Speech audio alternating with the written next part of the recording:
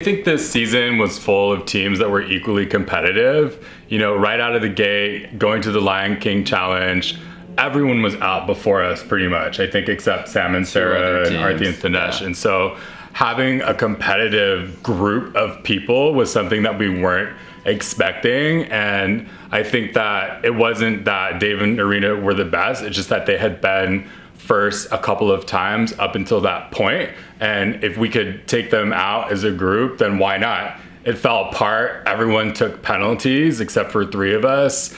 And ultimately that paid off in the end when we came in tied for second and third with A and T. I mean, obviously CLAMMAGEDDON will live in infamy for like many seasons to come. The most number of teams that, you know, forfeited. I think that was the biggest thing about that one. The French language challenge at the G7 summit in La Malbaie was the most difficult challenge for me for many reasons. One of them is my father's experience in residential school as a residential school survivor, where he had to learn or be forced to speak another language was at the back of my mind. And I think intergenerational trauma and historic trauma is a real thing that people experience and face. Memorization is something that I do with my job as a doctor every day, so that wasn't the challenging part of it.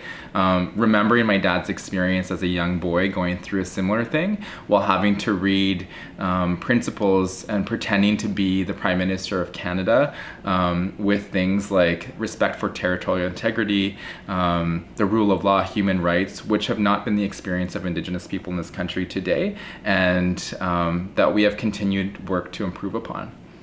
The race is a combination of luck and strategy. If you don't get the right cab, or something goes wrong, or you get lost, or there's a tree that falls over the road. A train's in your way. But strategy is definitely something that helps luck work in your favor.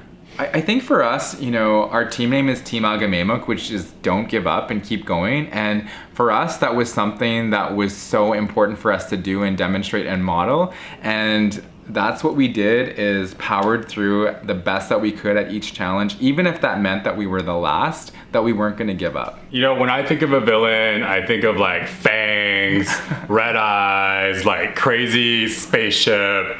And, you know, there were 2 good-looking people in camo coats with orange hoodies, so they were just racers to compete against.